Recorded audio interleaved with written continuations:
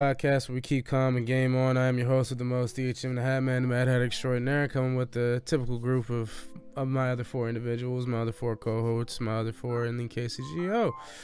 Starting first with Mr. Jazzman himself, Cleveland.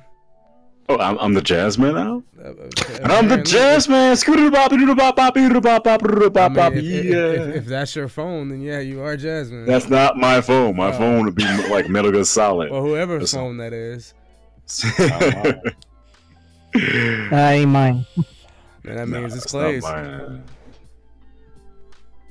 Just like how Clay's just all like, but yeah, how's everybody been? Been alright. Alright. Ain't nothing. Right. I guess you did just ask me about my week, so I guess I can run that down real fast. Work as usual, but I had a few Halloween parties to go to. That's why I'm all shaved up, because I did Spike Spiegel once again, and now I have a booty chin again. Look at that! I can blow my nose, so wipe my ass at the same time. You're a Halloween one trick. No. So I'm still trying to fucking get the right jacket for Lupin the Third and the right wig set up. You're a Halloween one trick. That's exactly what you just said. Hey man, do what you gotta do. At least I'm doing something instead of sitting on my ass. All right. I mean, that's true. I can't fault you for that. At least I'm out here getting drunk, getting my dick sucked in bathrooms. I don't know about you. That happened? Did that actually happen, or are you just making that up? No. I went to the bathroom and scratched my ass and walked out. Yeah. Well, Pixel didn't happen. Nah, we don't need pics of this man's dick. We don't need pics on this. We're trying to get this man with his bits going on, okay, Hardy? Yeah, we definitely don't need bits on. Pics on somebody getting not on stream. Like, not never, bro. Not Bitcoin donation. Nah. All right, so how you guys been this week? I've been alright. Can't complain too much. That's good. Just messing with Fightcade 2.0, which we'll talk about later in the episode. I know a couple of you guys got a lot of information on that. I don't, because I'm locked out. Why are you locked? Didn't you not sign up in 2014? January 2015. 14, boys. Rip. Rippy dippy. Oh, man, I got it. Don't worry. They're gonna make changes later on. So we just started. Yeah, I got in Fightcade kind of late myself, so I missed that window. Nah, what that the fuck? I had to remake my Fightcade account because it did have one back in 2013. What is wrong with your? What is that? Is that a? I have no fortune. Yeah, I have no fortune. I've had that happen. I've had that happen to me too. Sometimes they forget to pack the fortune in there. How do you have a fortune cookie without a fortune? I don't know. Because they produce them at the factory. Sometimes the factory fucks up. He's not wrong. Nah, because you make. You ain't wrong about that. You make your own. Well, you're fortunate to eat those fortune I'm starting cookies, to think so that that's you're a good trolling fortune. me, dog. How do you get stuck with the same thing 2 times in a row? How do you get another dildo shoved up your ass, bro? That is twice now. Like, maybe you need to change your chair out, Caster. Yeah. Just a suggestion. Like, you need to like figure out the types of females that you should be fucking with, not who you want to fuck with. Like, because clearly they be doing your ass dirty. Anyway. Literally. Yeah, doing your ass dirty. Okay. Lionel, how's your week been, sir? Work. Lots of work, and still enjoying this double XP week on ESO. Just finishing off whatever characters I have going on, and by request of my guys, we're going to be turning into a Trials guild very, very soon, probably sometime this week. And I've been requested to live stream that when we do go ready. So taking the leap to actually start doing live stream trials. So it's going to be interesting once we get enough people, of course. So you're going to live stream the whole day with that? Well, I would rather do training first with some of the guys because I've ran all the trials. They haven't. It would be easier if we just train normal mode. Normal mode, you can pug it. Doesn't really matter. Vet mode is where it matters, and that's what most people look for on stream anyway, but everybody got to be on their A game. So I'm gonna work on that. If I don't feel like we're ready, I'll just delay the ESO stream and just probably do something else. But I kind of want to get my guys ready for it. It's about time. I've had the thing I've had the guild for almost 3 years. Kind of want to get it trials ready now. Okay. That's about it for me. And Hardy, how you been doing this week? Been doing good. I went to, I didn't go for that place for that long. I actually went to TwitchCon. I heard that the IRL streamers fucked up TwitchCon. Yeah. Oh, they did? You verifying that? Yeah, kind of verifying. Right. Well, I mean, They fucked up the parties, the after parties. Yeah, That's what they fucked up. Because everybody that went to TwitchCon was just trying to relax during the after parties. You got these guys going, "Hi guys, I'm on Twitch here with what's your name again? This random streamer here." Hey, Can I speak on that real quick though? go ahead, give us your word. Because I've been perusing Twitter a little bit about that whole situation. There was one tweet that I found funny from this female streamer that was basically just like, "Hey everybody, start carrying dick pics on your phone so you can just pull it up and then put it on their stream and get them banned." I was like, wow, all right, so you're really just gonna fuck up somebody's livelihood because they fucked up your day for like 10 minutes? Like, No, because those people, like a lot of things are get it. ringing. These people don't. Yeah, I definitely get it though. Like if they're just like so up in your face and just like, even though you're like, bro, don't do that or don't put me on the stream, then yeah, like, you know, fuck them up a little bit.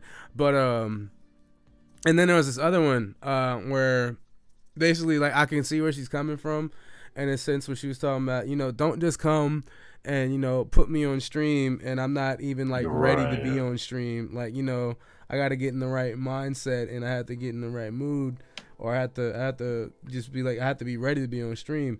But the way she said it was like, I have to put on my persona to be on stream, which I really think that's kind of fucked up in a way, because if you're streaming, let me finish though.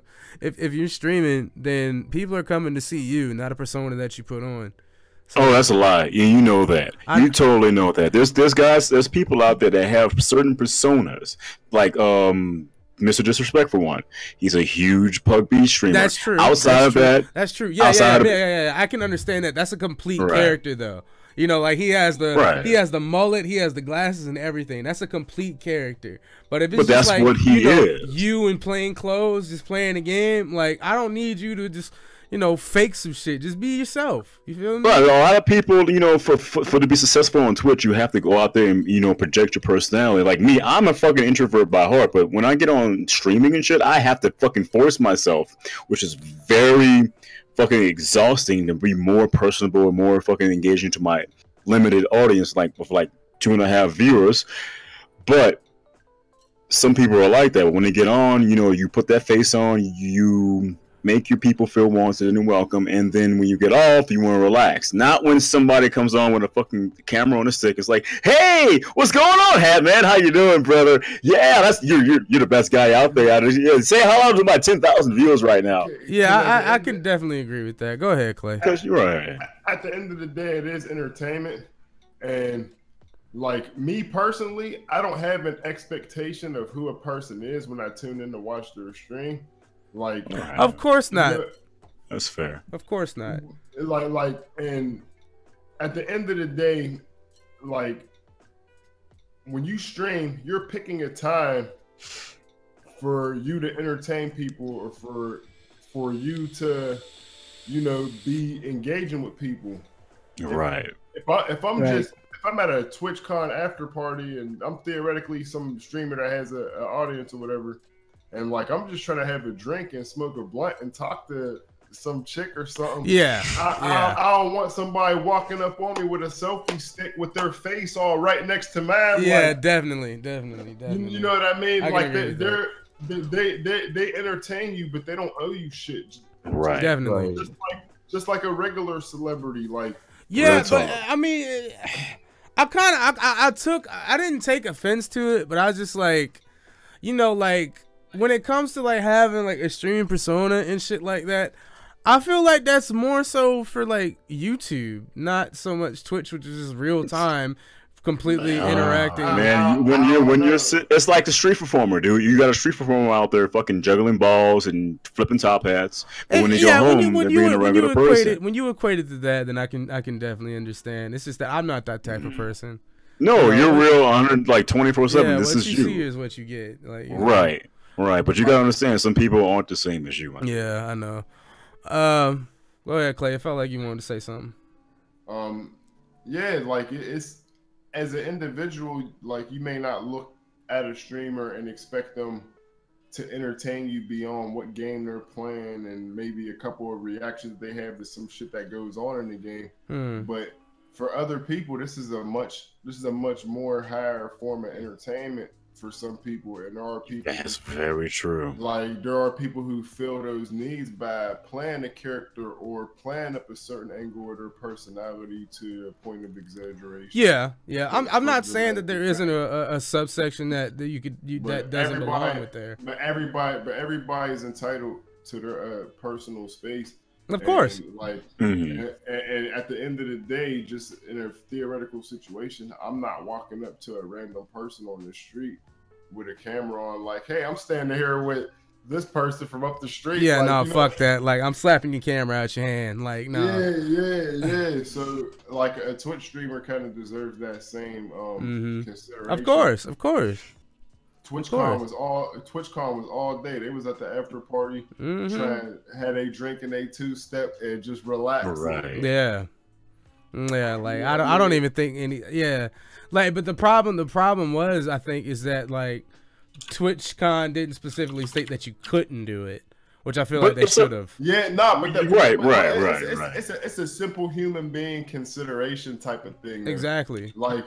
If you're not willing to put yourself in that person's shoes and what you would deem acceptable in a given situation, then you're not giving that person the right type of consideration. And I feel like there might have been more than enough motherfuckers there who were recognizable that would have acquiesced and would have been able to accommodate people. You could have at least asked, basically. That's all it is, man. That's all it is when they go outside to it. When people see a famous person in public, they walk up and they usually ask, "Can I take a picture with you?" Yeah, exactly. It's the same thing. They're not just like, "All right, I'm gonna hand their homie the phone." Like, yeah, all right, I'm gonna run up, put my arm around Denzel Washington. You snap the picture and I'm out. Nah, like, B. Like the most you can get is a candid. Like like you do some shit like that, I'm elbowing you in the mouth. Like don't even. Like.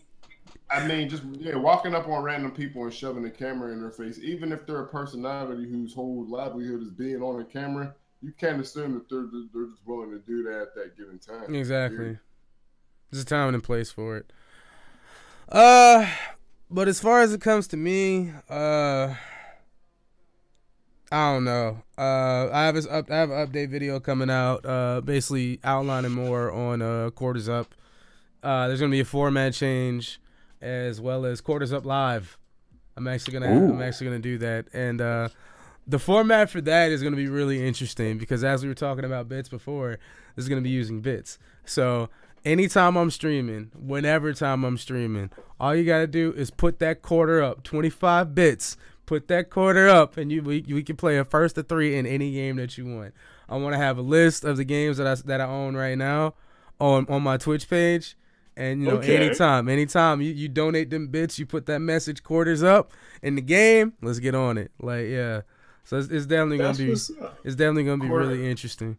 Quarters up, Karnov's Revenge. Oh, shit, bro. If you want to get in on that, you know, you put them bits up, homie. Them bits is free. It ain't coming out your pocket, but it's going into mine. Hey.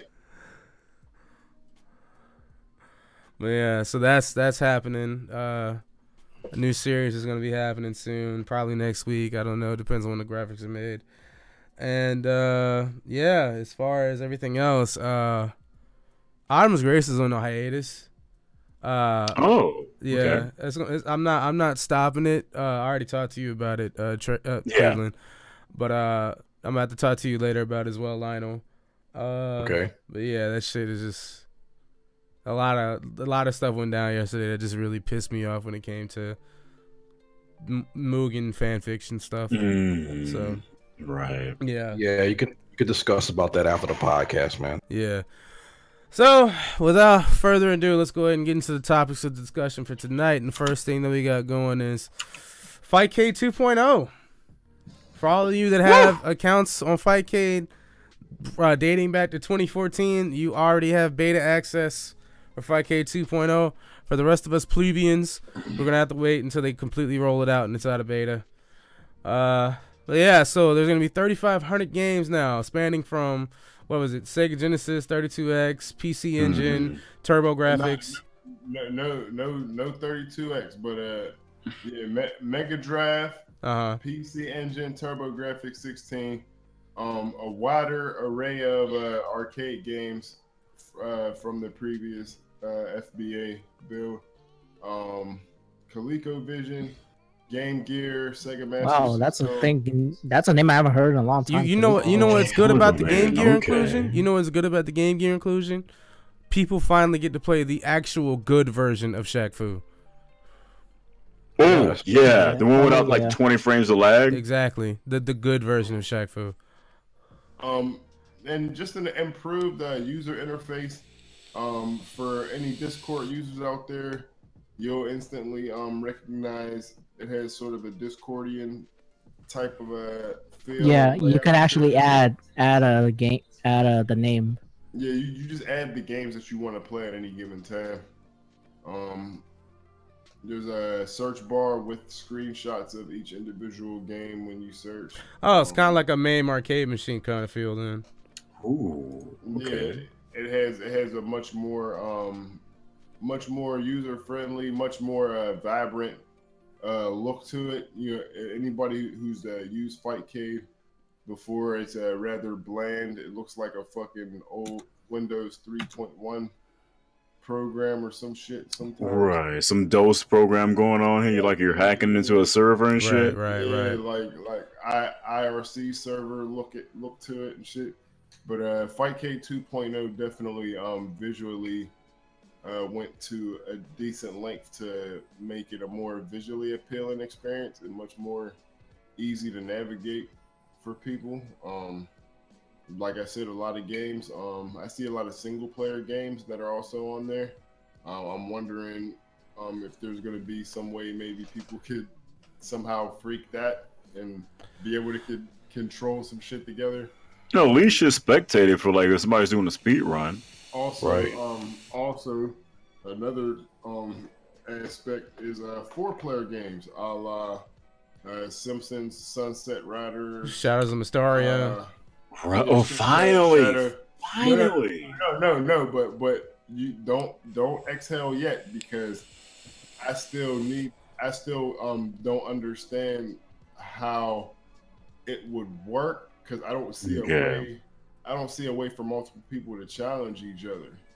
But the ROMs themselves are marked as 4-player and do have the 4-player. Maybe it's like some sort of special spectating thing. Or probably maybe, so. Or maybe 2v2, like. Okay. Maybe, there are games. Yeah, you can actually play with 4 players, I believe. You can. Yeah, but how? Can. Because that find 4 players, I guess. No, Yeah, I'm but, saying like if you find 4 players, how are you going to link them together? Yeah, the way that you challenge on Fightcade, GGP, or whatever, it's a person-to-person basis. So on a 4-player game like Turtles or Simpsons or Sunset Riders, or Ninja Turtles, that's something that's I'm trying to figure that out as well. How would everyone be able to challenge one another and be connected to each other? That's the biggest question for me at this point. But other than that, the netcode seems fine. I mean, there's still issues right now, though.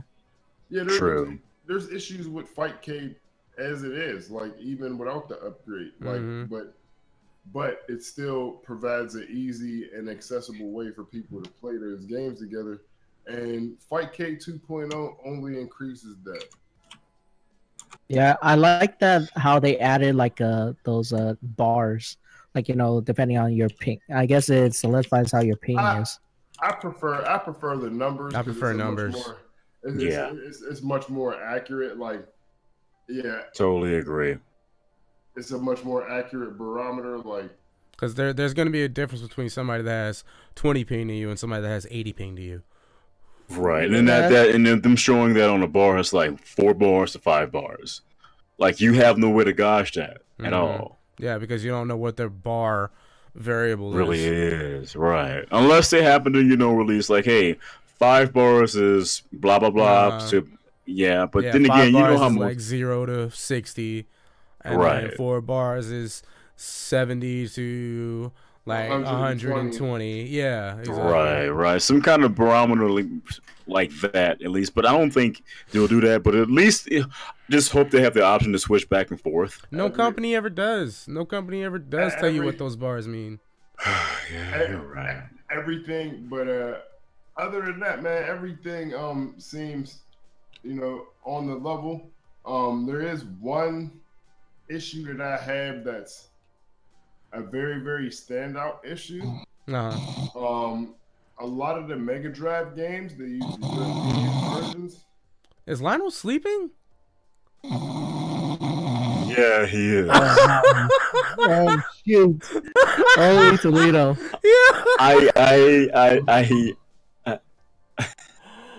I guess he got it. He's exhausted from work, so yeah, and all that computer fixing.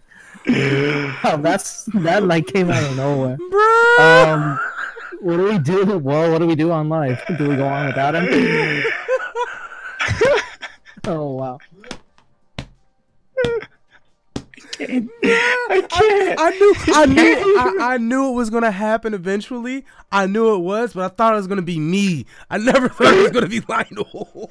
I can't. Holy shit! Yo, he is knocked the fuck out right now. I'm trying to clip it. I'm trying to clip it right now, bro. He is knocked the fuck out. Holy shit, dude. Oh, hold on. Look at this man. Oh my god. Look at this man. Look at him. He's knocked the fuck out.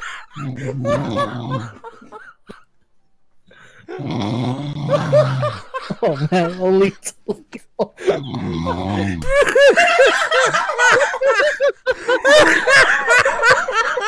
Hey, look. Oh, he's back. He's back. He's back. Oh shit, this man passed out. I can't. Bro, this man started snoring. Holy shit. I can't. How do I clip? Yo, well, we know what the highlight of this podcast is.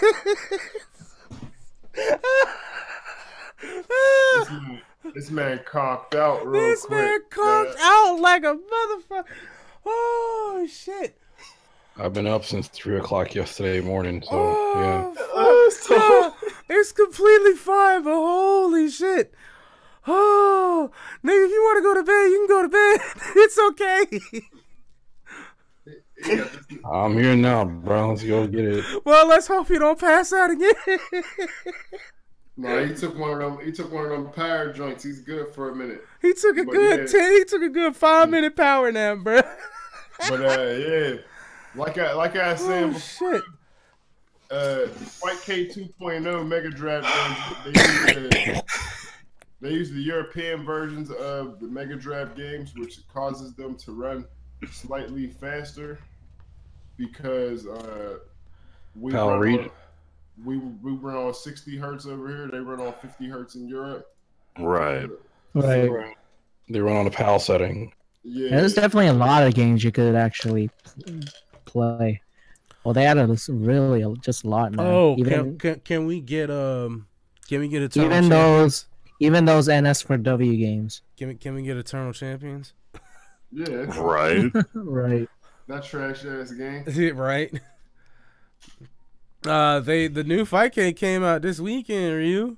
If your account is started in 2014, you have access to it right now. If you don't, well, tough luck, then you just wait. You're gonna have to wait, yeah. All right, so Fightcade 2.0, definitely great. All right, so next topic of discussion. Sony's announcing 7 games next week. Those games being, let me see, Shadow Colossus remake, God of War, Call of Duty World War II, and what else? It doesn't say. Hold on, let's see. That's just what they're teasing right now. No, that's what they're teasing right now. Yeah. So the reveal is Tomorrow's gonna Monday. be a busy day for them. Yeah, Tomorrow's Monday, gonna be a busy 9 day. a.m. Yeah. So they're announcing 7 new games. Monday. Yep. Well, okay. Shadow of the Colossus remake should sound good as long as they don't do what they did with the Silent Hill remake. Right. Yeah. Because like if you're doing Shadow of the Colossus, you might as well do Eco as well. Yep. Right. Yeah. Apparently, God of War again, and then I don't know why we're talking about a first look at Call of Duty World War II, because motherfuckers have already been playing that for the longest. Like, Yeah, wasn't there a whole beta? yeah, there was a whole beta that was multiplayer. So why do we need a first look when motherfuckers have been playing it already? It makes no sense. True. Makes no sense. But Real talk, it really doesn't. yeah, Sony's Paris Game Week will be streamed live everywhere. So yeah, I'm probably not gonna be watching it because I'm gonna be working and I don't too much care. But that's just because I don't have a PS4 or the money to buy one. So yeah. But maybe Last of Us 2 will be, I don't know, coming out. Whatever. Everything is left to be seen. Yeah. Any ideas on what they might bring out? Aside from the 4 that we already know? I mean, the 3 that we already know? So there were rumors about a Sly Cooper remake. Oh, really? Yeah, but I don't really believe them anywhere at all. Because, it's rumors and you take them from a grain of salt. But, I mean, Sly Cooper remake, possibly HD remake, or Jack and Daxter HD remake. Those are the 2 I heard in the fucking pipeline, but that's about it. Maybe Ratchet and Clank? Ooh, I hope so. I really hope so. Nah, because they already had made a new Ratchet and Clank on PS4. Yeah, because it's off of the movie, right? It's about that time, though, you think? Like No, I don't think so, because like when it comes to platformers, like you'll get one every once in a while, and you're not gonna get 2 back to back from the same series in a short amount of time. So, how long has it been? Like 2-3 years? Nah, I'm gonna say about 2. So maybe next year. Well, yeah, okay. like maybe December, like 4th quarter next year. But yeah. But if anything, if there's gonna be a platformer, more than likely, yeah, Sly Cooper. Okay. Sly Cooper or Jack and Daxter, one of the 2. Jack and Daxter especially, because that was PS2's icon for a hot minute. For a good hot minute. I mean, man. So yeah. Oh, and of course, I think one of them is already. Oh wait, I already know what one of them is. Monster Hunter World. Oh wait. What about what was it? Medieval? No. I mean, I'm just throwing it out there. I know it's not going to happen. I would love it. I would love it. This is a reach. I would. That's a huge reach. I would absolutely love it. Yeah, that's a fucking Fantastic Four, Mr. Fantastic reach. Yeah, that's a reach around the globe. But like, if they did do it, they did do it. Because the last time we seen it was Medieval Resurrection on PSP. Right. So I'm gonna say that's a nah. I think they forgot about that series, but it was from Insomniac. Insomniac did make it, so we could. Right. If they did do it though, oh man, Sir Daniel Fortescue in HD, bro, that game was like gritty and grimy as fuck. Like, could you imagine? We get to see all the bones in 4K. Yeah, let's go. I guarantee you, it would kind of have the same like graphic aesthetic as Little Nightmares. You're right. You're right. Yeah, because that aesthetic is still the same. Nightmares is like really grotesque as fuck. Like, right, but it's still got that cutie charm to it, though. So that would be nice. That would definitely be nice. But yeah, so that's it for that. And now we're talking about Magic the Gathering Arena. Which I have no knowledge of this. This is new. The page would load. It's new to me. Okay. This page was Yeah, I just closed out the tab. Oh, here we go. Magic Gathering Arena stretch test. Oh, okay, so it's in beta right now. Wait, this isn't their first fucking game though. Like, as long as okay, so beta testing will begin as early as November 30th. All I'm saying is that if this is a game that they're gonna constantly update instead of bringing out the fucking MTG 2017, MTG 2015, where you couldn't even make your own fucking decks, then you know this would be nice, because if anything, motherfuckers is just gonna be using cockatrice still. I mean, so the whole thing is, I'm hoping what they do with this. Don't go the Konami route. Right, because if you played the Pokemon trading card game online, of course, and they constantly update, constantly, and it's just basically the same fucking client. So if they do this, they're golden. That's all they gotta do. Yeah, just don't go the Konami Yu-Gi-Oh route, where you take the ban list and the format from like 2 years ago, and then make a game about it now, like, because that's what Legacy of the Duelist is. And it's trash, and then motherfuckers thinking that I'm good at Yu-Gi-Oh because I'm good at Legacy of the Duelist. Nah, you're gonna get smashed in this format. Like, it's just retelling the story over again, but yeah. Nobody ever played it for the story. People played it for though in Legacy of the Duelist, it was good, but like from other versions like Decade Duels and Millennium Duels, and those two that came out on 360. And PS3, we did it for online battles and online tag matches, because online tag matches was the hypest shit ever. Like, even Clay could tell you, he catch me all the time on Millennium Duels, be like, yo, get off that, get on Street Fighter. Like, bro, but I'm tag dueling right now, because that was the funnest part about it. You can do it on Dev Pro and stuff like that, but it doesn't feel the same as it did, because the UI and the aesthetic is different. Right.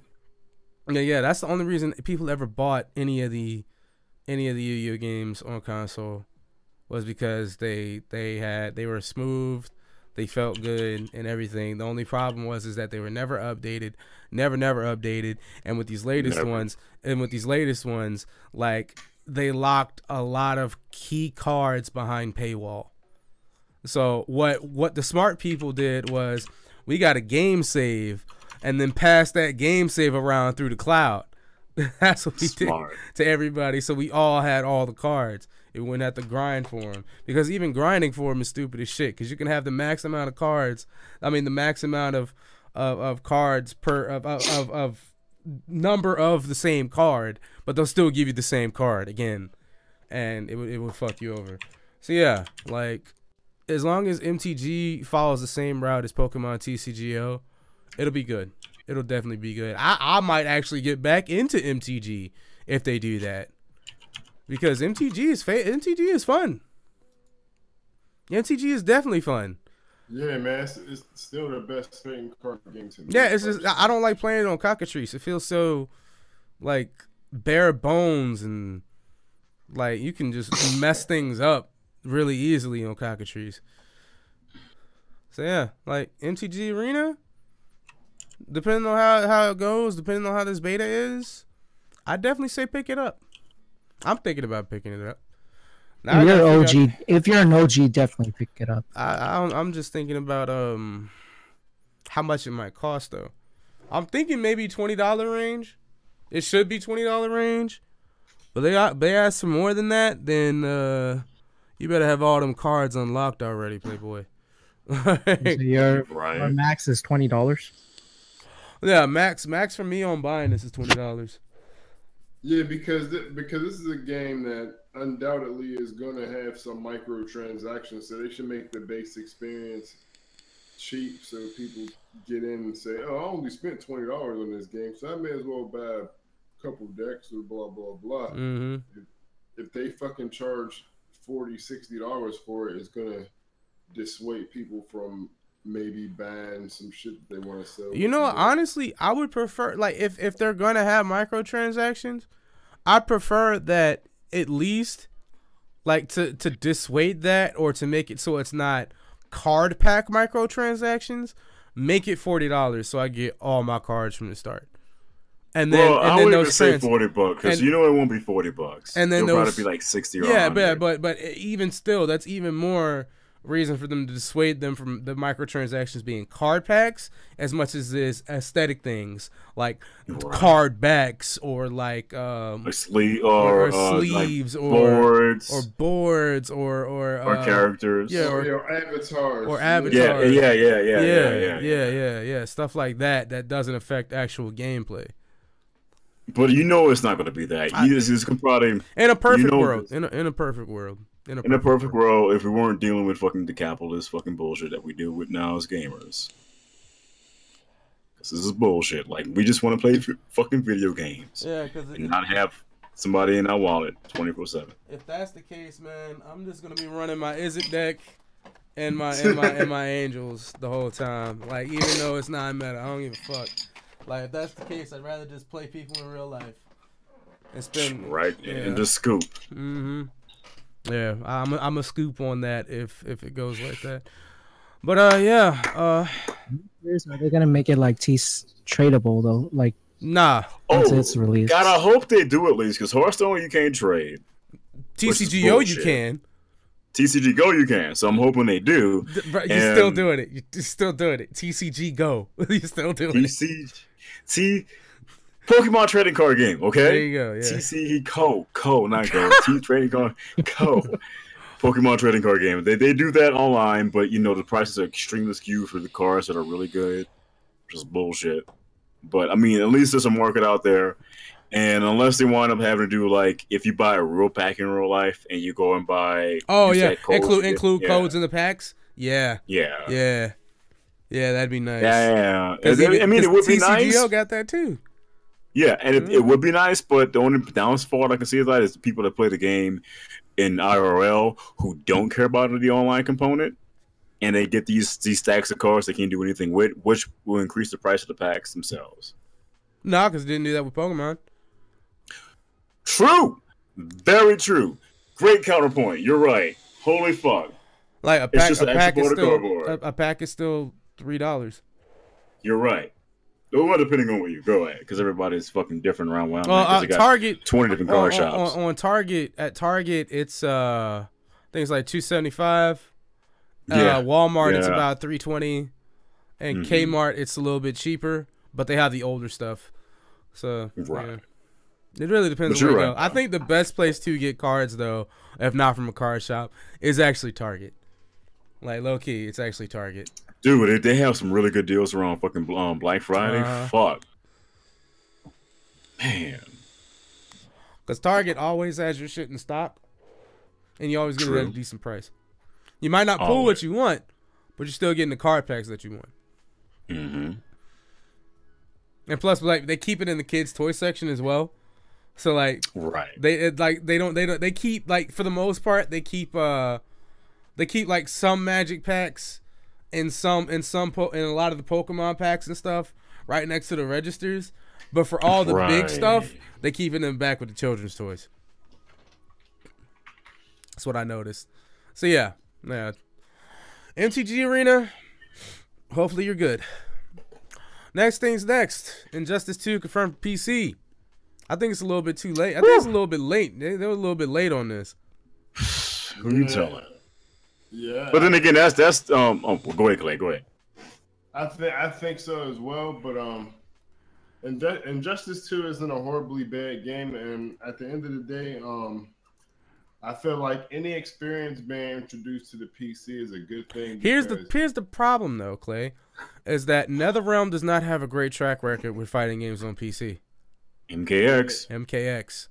Yeah, you're not wrong there. But MKXL improved the port definitely, but it took how long did that take though? It took a long fucking time. And remember, you also remember when they were holding out on the netcode as well. They were holding out on the netcode update too. Yeah, but either way, I feel like people being able to play fighting games on every platform is the way that it should be. Yes. Here's the problem that I have with it though, is that I've noticed this a little bit as well, is that when it comes to, I think they even did this with MK9. They always released all the DLC characters first, before porting it to PC. Well, at least the first few seasons, right? They always do that, which I think is fucked up. It is, because it's nothing but a fucking quick cash grab for the people on PC. Like, hey, yeah, and you pay an extra $40 for this fucking character pass. And if they do what they did with MKX and they get somebody else to publish it on PC, not a good look. But hopefully they learned from that experience. Maybe that's why it was delayed. Maybe they wanted to make sure that they were putting out a quality product. And you know, the beta is also going to give us a chance to take a look at it. Because there were a lot of negative reviews for MKX on the Steam, like the Steam's in-app reviews. I mean, it was really, like, it was always mixed when I checked it, but the negative reviews always overwhelmed the positive reviews because they always saying the same thing you guys are saying, like the characters, the netcode, the optimization, those three things. He's gone for tonight. All right, that's understandable. Wait, no, he's back. Yeah, I don't know what happened with Discord. I'm like, what the fuck? I'm just looking and it just kills. Like, it just kills. That's weird. That's, I mean, hopefully, like Clay says, they took the time to actually, you know, listen to what the customers have been saying for the past year and rectify these problems. But, you know, time will tell. We'll see with this beta. We'll see when the game finally gets fully released on PC. Hopefully it as well. I don't really like how NetherRealm games play.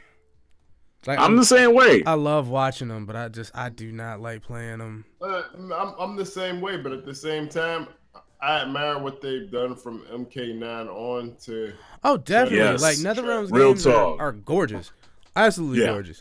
It's just that No, I'm saying as far as trying to create an experience that hits the notes that fighting games need to hit to be considered on the same level as, you know, the Japanese counterparts. Yeah, nobody can do a story mode like NetherRealm can. Oh God, man, they are the kings. Like you know, the gods of story mode. Even though apparently Injustice 2 story mode is really fucking weak, still a lot better than MVCI's. You're not wrong. You're not wrong. I remember watching that playthrough, like not even a playthrough, like just the cut scenes of the movie. Like they made it to like a quote unquote movie on YouTube. It was like a good 2.5 hours long. Yeah. And you had great voice acting, quality animation throughout. You had a lot of like throwbacks to the comics as well. Exactly. Like they tied everything together because they went 110% onto that because DC, the people over in DC Comics with NetherRealm worked and collaborated very well together. Very fucking well. Like they definitely created the story that they wanted to create. They didn't force anything. They didn't force anything because I feel like Brainiac was exactly as Brainiac is supposed to be. Yeah. The Injustice arc in terms of story, like they tied it back to Injustice 1. And it was very logical how everything progressed too. Yep. Yeah. Like I take it as a positive. I was kind of upset last week because I wanted to download the beta. yeah, me too. I was the same way. But yeah, Team Black Canary. If I fucking end up picking up the game or at least picking up the beta. If I pick up the game, I won't be playing Power Girl. That's because you're a fraud. I'm a fraud. How am I a fraud? Because Power Girl's like fucking good, apparently. No, yeah, she's top tier. No. I said Power Girl specifically, not Supergirl. Same. It's just a reskin. Don't lie. I don't give a fuck. I don't give a fuck. You think I really give a fuck? No, this is about. I'm going to be the top tier character. No, it's not even. It's not even about it being the top tier character. It's about the fact that it's fucking Power Girl. Like I'll be playing. She does have the boob window too. I'll be playing Power Girl and Harley Quinn, like my two favorite fucking DC characters. Yeah, whatever. Black Canary all day. You can play Black Canary. Scream in my ears. I got earplugs in. Fuck you.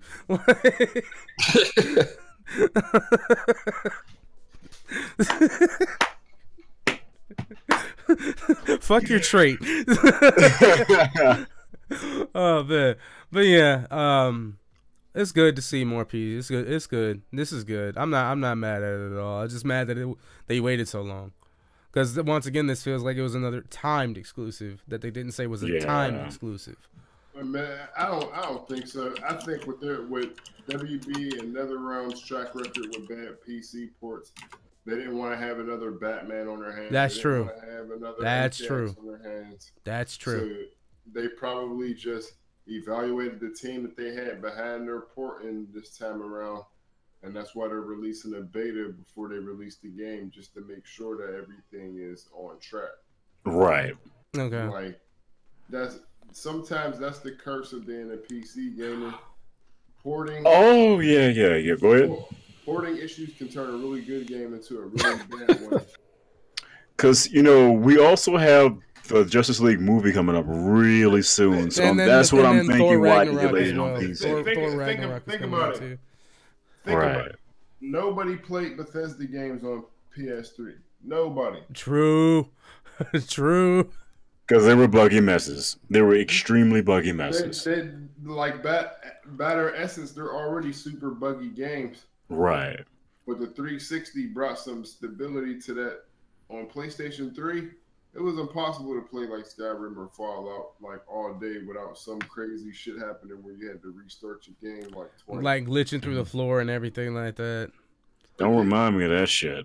Getting stuck in the floor. I remember one time I went to the store real quick and I left my game like I was standing in my house. I came back, my character was stuck in the floor and everybody's just walking by me and like looking down like because I'm just stuck in the floor. And you can't reload that save either.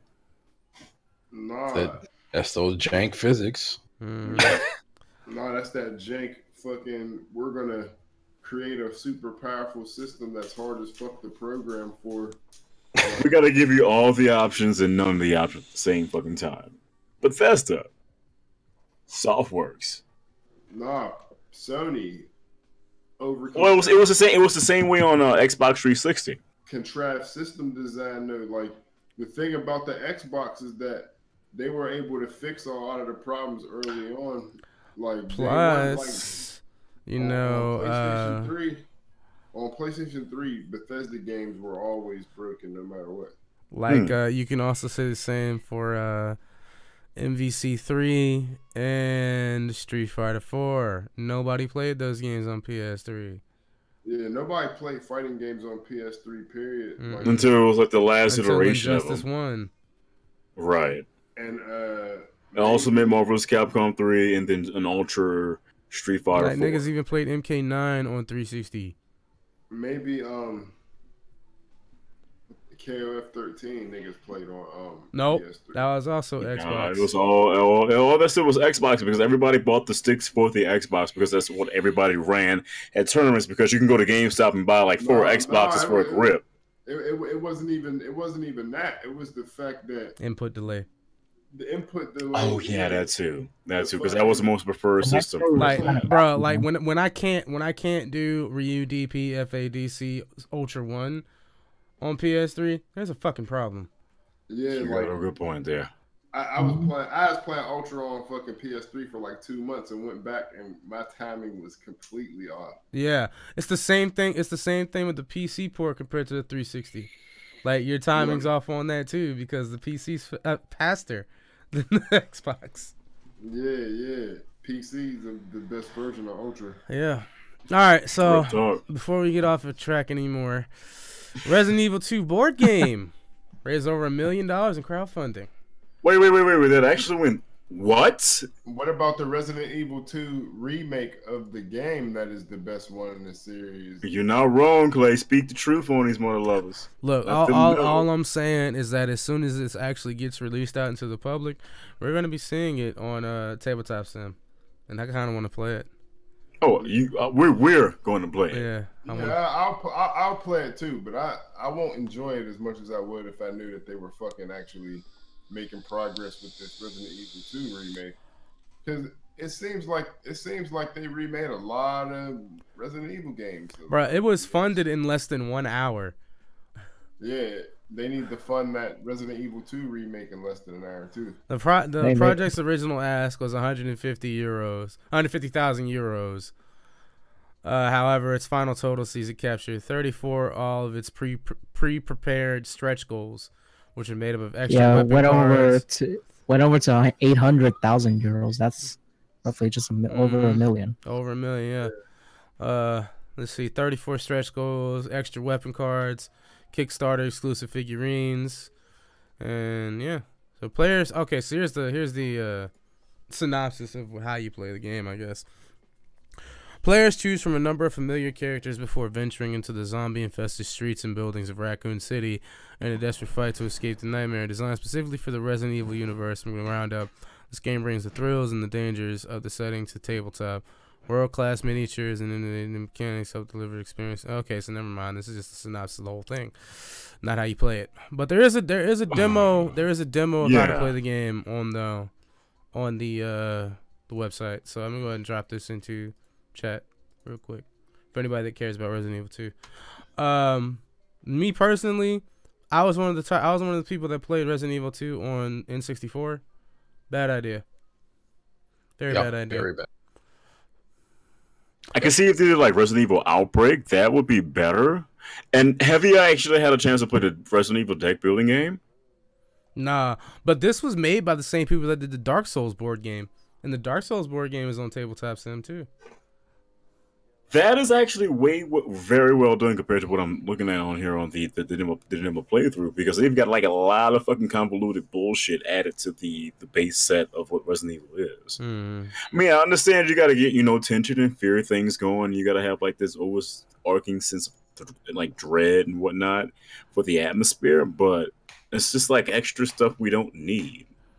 Nah, but I feel like it's definitely going to play into a much better session of this board game, though, right? Because like, you got to think about it. Like, if you just survive, because there are certain board games where you play the board game to play the game, right? There are certain board games where you play the game to have a session. Yeah, like, which is true. Like, certain board games you play to fucking win. Period. Like like Monopoly. Yeah. And sorry and shit like that. Like you play them shits to win. But then you got other games like Pandemic where you work with everybody else against the whole game itself. Or Epic Spell Wars where you play. Oh, right. Yeah. You need to play that. You gotta play that to win. But I mean, it flows fucking well though. But then again, you've got like stuff like, what was the game we played last time on stream? Sheriff of Nottingham. Sheriff of Nottingham. That shit is so fun. Like y'all didn't understand it. Like I tried to explain it as best as I could, but I mean, like I was watching some shit and I was getting the gist of it. But you gotta have like everybody on the same page with the same mindset. It's like playing D&D. Yeah, you got somebody new that's into that shit. You don't want to sit there for 5 minutes, but like, hey, when you roll this is what happens, or this is what you do when you make a character. Yeah, well, you want to do all that shit to the side, and when you play the game, you play the game. Yeah. You definitely it seems like an interesting concept from what I just read, but I just want Resident Evil 2 remake, please. HD, over the shoulder camera. Let's go.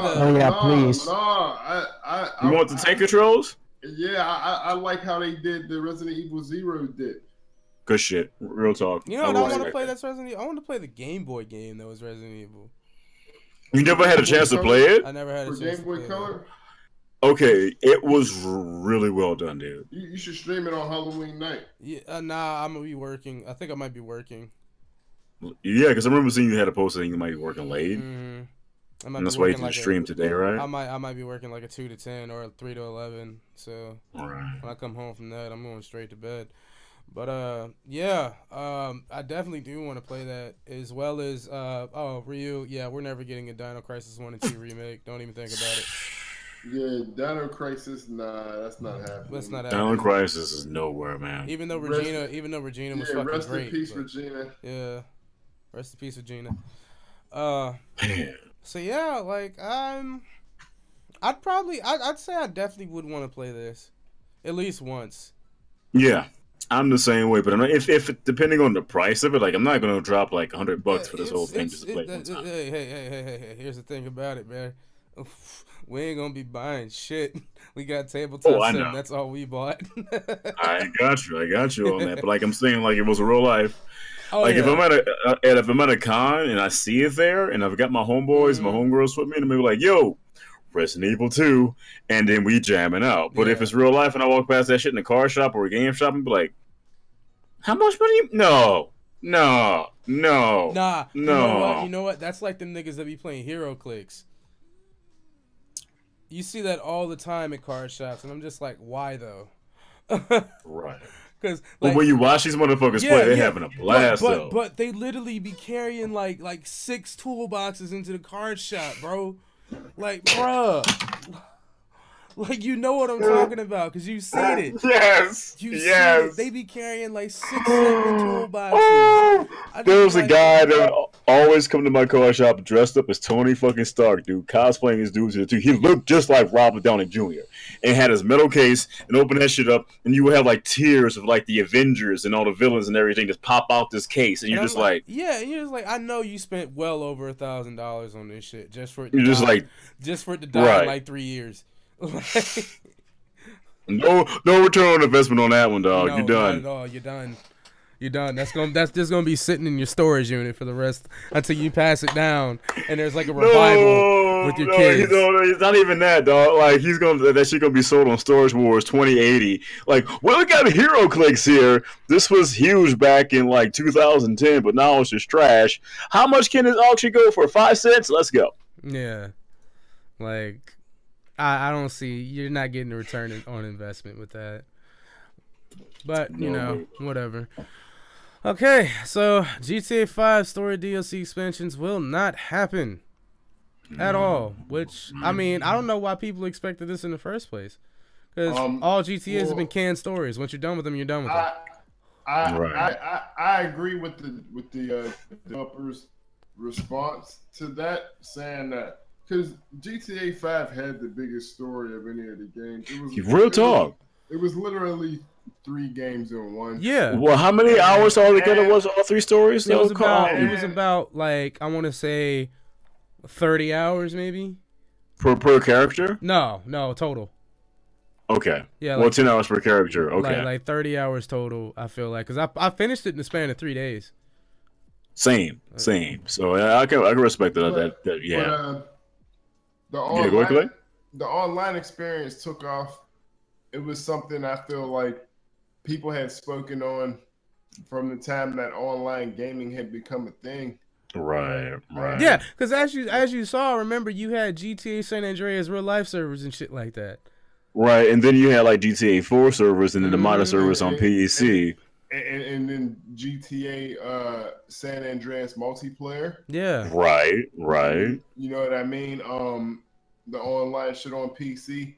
But the thing about it is, why are people mad about not being forced to spend money? It's because they're so used to that, though. They're so used to it. Look at how much they've added to the online since it rolled out for free every time. All those updates that they had that were free. It's literally like a whole other 80 hours online that you can play. 80, like more than that. Try forever, like I mean, for me personally, the only time I played GTA 5 online was when I wanted to get into some races, because racing in that game was actually really great. Yeah, the fucking vehicle controls were so well done, man. I can vouch for that. I get in races on GTA 5 online whenever I can, man. It gets heated. Mm-hmm. Right. I mean, they talk mad shit. Yeah, and then you got like out of every, I want to say like 8 races, you get the one motherfucker that has the mods and completely blows everybody's fucking tires. Fuck that guy. Rockstar makes $100 billion a year off of shark cards. Yeah, shark cards are insane. Clay, you gotta do that again. How much? $100 billion. Oh gosh. And if you're not paying developers to work on a whole nother supplementary game experience, and you're bringing in all that money just from the game existing, right? Work smarter, not harder. What the fuck? They're doing it right. Like, because all they do is put out like 2 or 3 events, like on online, and motherfuckers eat that shit up. they update, they add biker gangs. And Yeah, like the factions. Knight Rider, the Knight Rider races. Oh, and yeah, then they made it to where you could actually get that car in your garage. But GTA is a game in a format in a world that lends itself to those experiences. It's a sandbox game, so if they have something that they can add to the game, they can just do it. And that's the thing. Like, fuck having to pay another set of voice actors for another angle of the story, a la Liberty City Stories and or what was it? Gay Tony and Vice City. But Ballad of Gay Tony was apparently really good though. It was really well done. No. I'm not saying that those expansions were not great for GTA 4. I'm saying with that comes you gotta pay more voice actors to voice act the parts. You gotta you gotta script more events and cutscenes for the game. A lot more of a development process. There's all types of development stuff and all types of expenses.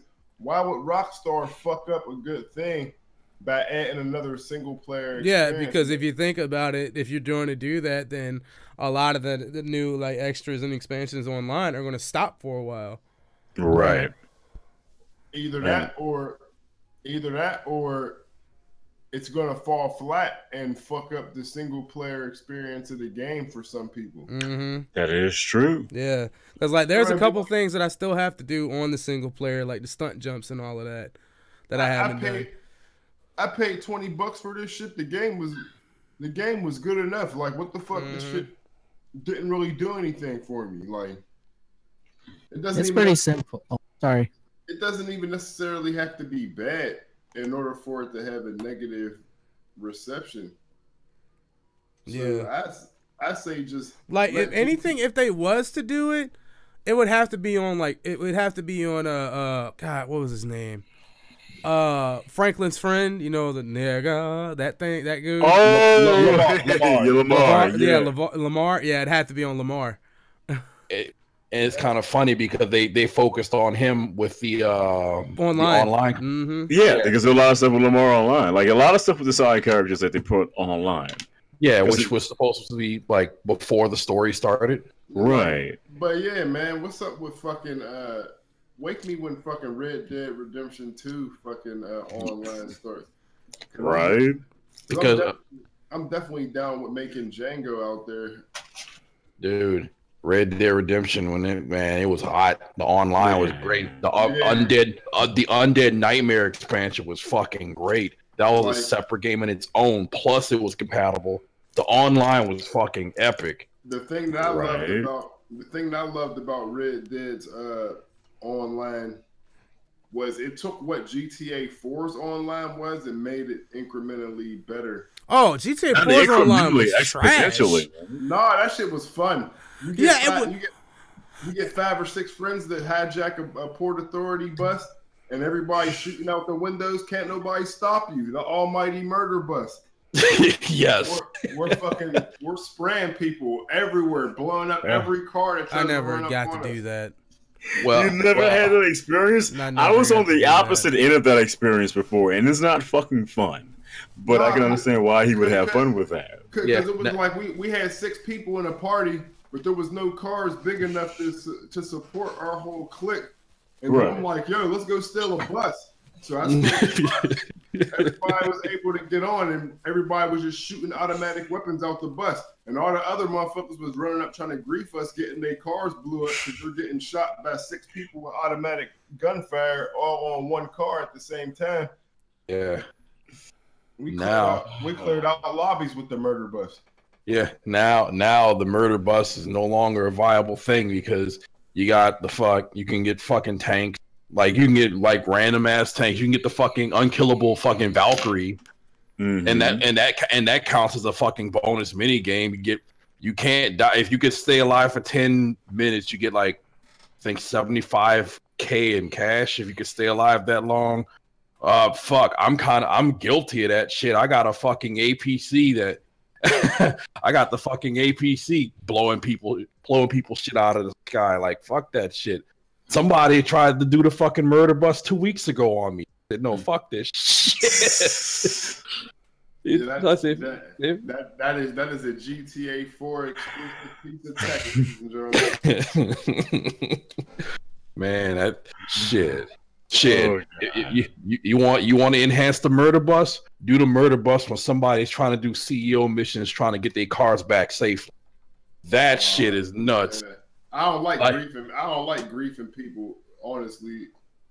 If somebody's doing a mission, I usually leave them alone unless they fuck with me before. But you gotta respect that the whole thing that Rockstar has done. Like, they give you the option to do that. To, like, somebody said, "I'm gonna do a mission today," and you got the asshole player, that one guy that's like, "I'm driving a tank down Main Street and blowing everybody up." Well, here's the thing. If I got CEO status on GTA Online, if you're CEO status, you're a target by default.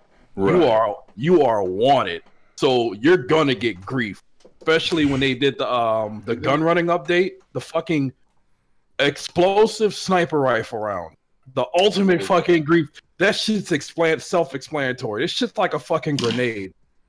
They make you pay 25 grand to get 10 shots. You better make every shot. Count, man. Blowing up fucking jets out of the sky when the jets fucking grief people. That's the new fucking murder buzz. Happy anniversary to GTA though, man. Like, how many years now? 20 years. Woo! Boy, talk about a long legacy we got here. Yeah, but let's keep it real. Most of y'all motherfuckers was not playing GTA 1 and 2 when it was the top-down view. No, don't even give us that. Don't even. Lionel and I were playing GTA 2 and GTA London. I played the original when it was DMA designs, homie. I'm talking about the people out there, like, yeah, that's what I'm talking. Original GTA land multiplayer in high school, fucking getting smacking.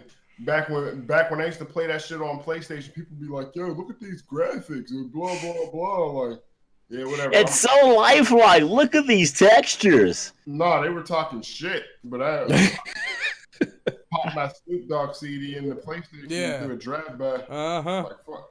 You get the spots. Yeah, my uncle used to always put in that Method Man CD while he was playing GTA. Wow. Yeah, like, I remember when it came out on PS2, there was a lot of people that was like, "Why do they call it GTA 3? There ain't a GTA 1 and 2?" And I'm just like, "Oh, you fucking stupid." Where Rock have you been sleeping on it, my dude? Because it was an ambitious game in a time where they were trying to push ugly ass 3D polygon graphics so hard. But yeah, I used to love London 1969 when it would keep track of how many people you killed before you died. Right. The original kill streak. That's how we used to play the game. Like, just go out there, do whatever, and then whoever killed the most people and caused the most shit to happen won that round. We used to just pass the controller around doing crazy shit, and then I found the tank and niggas said I was cheating.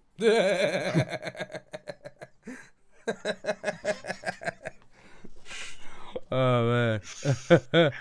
Okay, well, I know a lot of people that's gonna be mad at this, but World of Tanks 2 is not happening. I don't know shit about World of Tanks. Like I said, my tank experience ends with GTA London 1969. But yeah.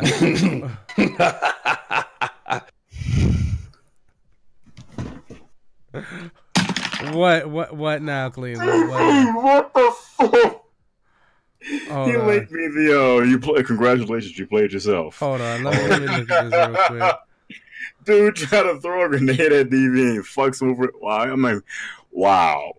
Yeah, that's my APC. He tried to grief my shit. If he would have blew it up, he would have been paying $20K in fucking insurance. Right? Bro. You gotta put it up on stream though. Come on. All right, give me a second. The video audience see. Give me a second. Because Ryu sees it. Ryu's over here in chat is laughing it up right now. Ain't you right now, Ryu? Oh my god. Like, no, what trips me out is a dude on a motorbike, right? Just flying on by. And then you got homeboy in the Lamborghini, like, I'm about to fuck your ass up, bitch. Bitch. The real question. Let me explain what happened with why do you have $ rims? Oh, the APC. Why do you have dollar signs and white walls? Because I'm a CEO. I got that cash, bro. I didn't notice that shit. I get armored what personnel you mean. Character. It's also water ready, so I can go in the water with that shit. Now, what's good? If anybody jumps to the sides, they automatically got machine guns on the sides, so I'm covered on all sides. God damn, that is hilarious. Alvin the kid, you're dead, son. You're dead. Wow. But what was even worse about it is the fact that he saw him throw the first one and just backed up, bumped his car into him, and boom, boom. Well, here's the thing. Here's the thing. When I heard the beep, he was dropping Proximine. Oh. So it moved. So it would have went off if I just moved the vehicle. Yeah. So I just bumped it into his vehicle. That's terrible. You know, I mean, that was it takes about like 8 rockets to blow that shit up, but when it comes to those things, oh man, you're not doing it. I was just admiring the view, minding my own business. I heard somebody pull up. So do you play with a controller or do you play on mouse and keyboard? Who, me? Yeah. Oh, I think that's offering a PS4, right? That's on PS4. Oh, okay.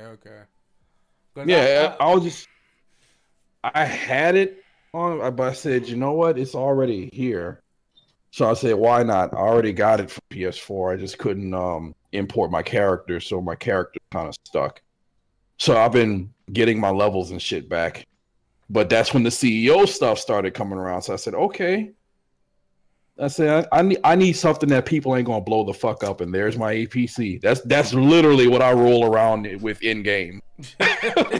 People get the fuck out the way with that. Well, not anymore. Now they made armor piercing rounds that actually go through the fucking. Fuck it. If I could, fuck, I got a cannon with unlimited rounds. Fuck that noise. Yeah, but War of the Tanks 2 ain't happening, and I don't think anybody in here really has that much experience with it. Like, I played it for I played 2 games of it, and I was like, yeah, this ain't for me. Yeah, that shit too sim for me. Yeah, but I know a couple people that do enjoy World of Tanks in his Discord I'm in, so I gotta let them know. But yeah, okay, time to get on to Lionel's topic, which finally he's good and awake for it. He got his power. he got his power nap in. But yeah, Sonic Mania to inspire future 3D games was designed to help bring very divided fans together. Oh God. And that's actually not a bad thing. It's not. It's nice to see that, Sega is actually looking at the success of Sonic Mania and they want to improve future titles that way. They're seeing what worked. They basically let the fans do it, and now they see that it does work. So my standpoint on it, I hope they continue to. I hope they have a popular trend with seeing what works and don't experiment with things that didn't work. Past previous. Yeah, games. but look at the past 3D. Look at the past 3D Sonic game history. It hasn't been a good, Not excluding Sonic Colors and Generations. Excluding those two, because those two are fucking great. Everything before Sonic Colors and Generations, that was pretty well. Everything after Sonic Adventure 2, thank you. But 2 is trash compared to 1. No, 2 is bad. Yeah. Well, hear me out. Not 2 Battle. The everything after 2 Battle, but before fucking Colors. We're gonna pretend Sonic 06 didn't even exist. Fuck that piece of ass. Yeah, because we're not gonna fucking talk about Sonic and the Black Knight. Pause. We're jump, not gonna talk about pause, Sonic jump, Unleashed. Pause. Jump. Pause. Jump. Pause and pause. Jump. Pause and pause. It's jump. basically pause, fucking jump, Sonic pause, the AMV dot or fucking dot GIF with active AMV fucking controls going on. Like, oh, let's jump to a wall. Press A to jump. Oh, shake the Wii remote to strike the Black Knight. No, we want that high speed, high fast, same fucking thing. Sonic the Hedgehog action that we came to know and love in both 3D and 2D and colors, like you did say. Colors is fucking excellent. Melds both of those together, right? Mm-hmm. Yes. Colors was excellent. Generations was a nice callback. It kept up with the core speed aspect. So let's just hope Sega stays in the right direction by following Sonic Mania's lead and go from there. They at this point, Sonic's not on life support anymore. He's got a new lease on life. We need Sonic Adventure 3. Yeah, we do need that. I mean, come on, Sega, please stop dicking around. We've been waiting long enough, please. Well, you never know. I mean, this might give them the inspiration. Who would you put in it though? I mean, clearly Sonic, Tails, and Amy. But are you going what? Are you also going to put like Silver and Blaze in there too? Well, I would say just stick with Sonic for real. I mean, we still gotta have the whole crew. We gotta have the dynamic trio. The best thing that they could do is make a Sonic game where they focus on Sonic and refine the gameplay to a point where everybody will be satisfied. I get you. I totally agree with you on that. The thing about introducing all these other characters in a Sonic game is that they have to all equally have their own mechanics that add to the gameplay experience. Yeah, but sometimes when you take focus off of the main character, then it kind of leads to uneven gameplay and unfinished mechanics and under-realized portions of the game. But Blaze and Silver are already established. Yeah, but you don't see Mario doing that shit in Mario games, having 97 different motherfuckers as playable characters. I mean, because they want to focus on refining Mario's mechanics, gameplay around that set of mechanics. Yeah, but if you look at same thing for a Sonic game, then I think it would be much more well served in bringing the fan bases together. But if you look at the Mario 64 on DS. You could play with a bunch of different characters. But that is a remake of a previously existing game. Mario 64 had Mario, and that's it, right? That's a good counterpoint. Fair enough. Yeah, remake of a pre-existing game that added extra stuff that the original should have had. Right. Like the extra. But if they would have added those characters at the time, it might have caused Mario's character and mechanics to be underdeveloped in order to make way for that other stuff. Not if everybody had the same mechanics. Well, they could have did it like Super Mario Brothers 2, because everybody in Super Mario Brothers 2, even though the base game was basically the same, but you had 4 characters with different attributes, all inside the same game. That's what the DS remake was, because Luigi had a bigger jump, but was a little bit harder to control. Wario was stronger. Yoshi had his hover jump. And yeah. Yep. There's only subtle gameplay differences. Yeah. But I mean, I get the point what Clay is saying though. He wants like just the game to focus on the titular character, Sonic the Hedgehog. See, the thing about the difference between Sonic and Mario and Nintendo and Sega is that Nintendo got the long dick to do that. Like they like they're fucking. Their stability is not in question, which is true. You know what I'm saying? Like a lot of things that Sega has been doing was, more so living off of their IPs and having other companies develop the games. True. Whereas Nintendo, a lot of their core games with their core characters are done in-house or at least with a development studio that Nintendo has in the hip pocket. Right, or they got at least a lot of reaching with like the Rabbids. Like that was a good collaboration, but Nintendo had a lot of fucking say so on what goes on.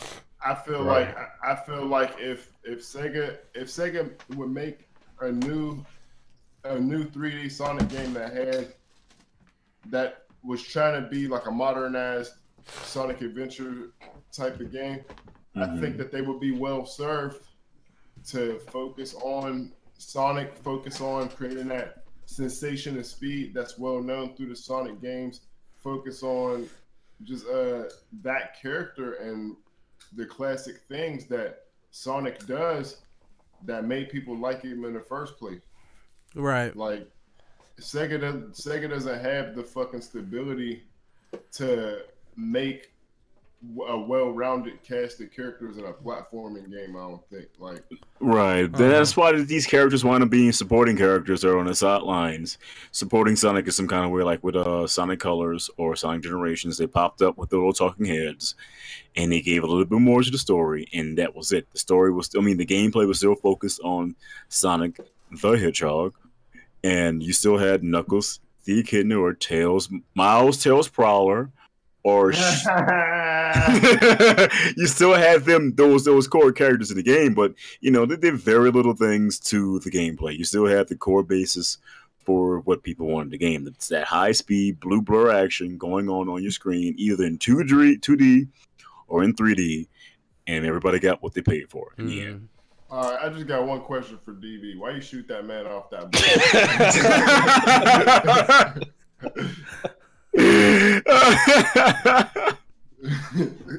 I was hunting him down because he blew up my bike. Hobie was in the middle of a stunt jump. He hit him in midair. Okay. All I heard was, "I wanna fly sky. Let's go together." That nigga was in the blue sky. Like just cartwheeling the whole way through, man. Hilarious. Yeah, I gave him skydiving lessons. Skydiving lessons. Oh man. Okay, for the next topic, Blizzard is finally addressing the Overwatch viewing experience problems. Oh man, I am so happy they're finally taking this to a very different level now. They've done so much on the internal and external way that the viewer will watch this game in a more translucent way now. They went the CSGO route with the translucent characters through the walls and all that shit, but it didn't work. So what they're experimenting on, aka having you pay money, well, in-game money for loot boxes for let's say you want to be your team is the Dallas, what was it, Dallas Flame, Dallas Heat, I can't remember the standard team names right now, but let's say Dallas Heat, and you like that team, their team colors are yellow and blue. So when they're at home, they're gold and dark navy blue. When they're away, they're sky blue and canary yellow. Because what they're trying to do is get you to buy all these colors for all the characters. No, why not just make them when you're at home, you're in the usual white and complementary color? Because they want the whole thing to wind up being some more or less like a each team. So you readily be able to identify each team when you're not a part of it. Correct, like the NBA teams or the NFL teams. I mean, you're still has a color scheme. Yeah, and still, even at home, it's white with a complementary color. New Orleans Saints. They're special. No, the New Orleans Saints, like whatever your primary color is. Yeah, right. I think in basketball, your home joint gotta be white or something. Yeah, it's white with the primary color of your logo. But they're going a different way about it. They're trying to make when you're at home, you have a lighter color because you're always going to be on defense. But anyway it goes, they're trying to make it a brand so that all that sounds to me is that you're introducing chroma skins. Yeah, it's but it's chroma loot box still chroma skin. Well, it's just a way for every character to have fucking 30 chroma skins.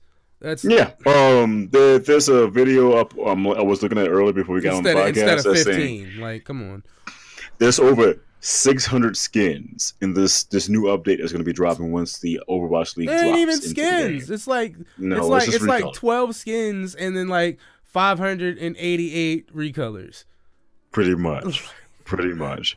But that to the side, that bullshit to the side, which I could give a fuck less about.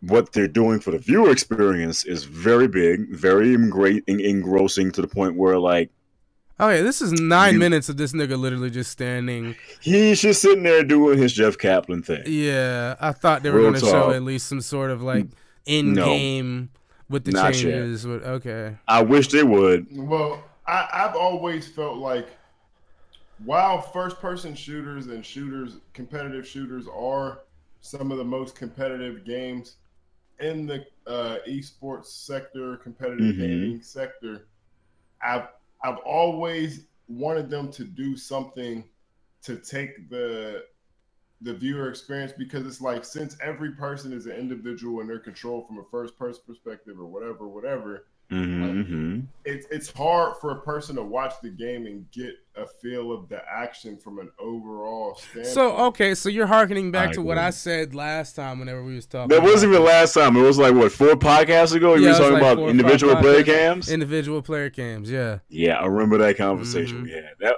man, Clay, you were not here for that, but the 2LDL basically... TLDR, bro? Yeah, we ain't reading, we listening, nigga. Okay, yeah. You got it.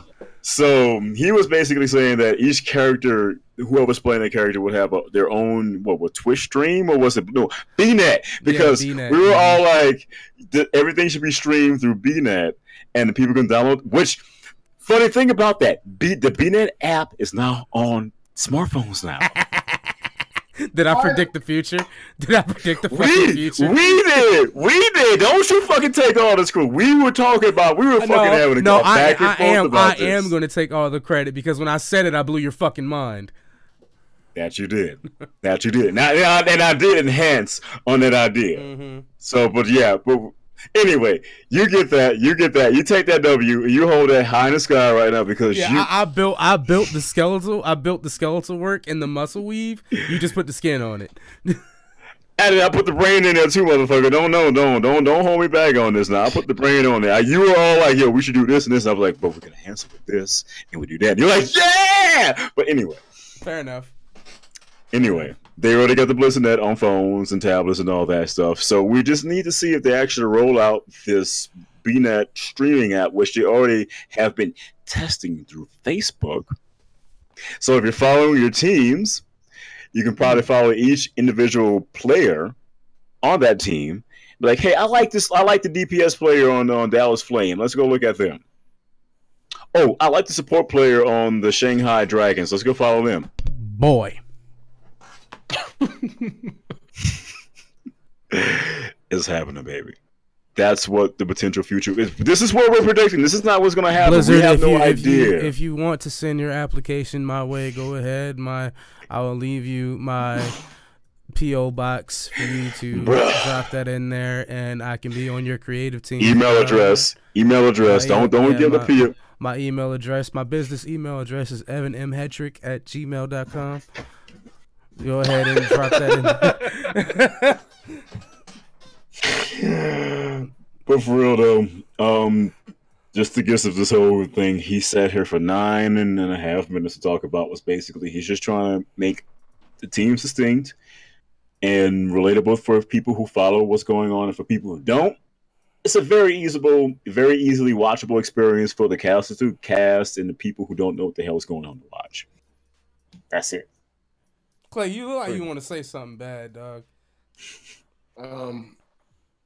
Nah, I'm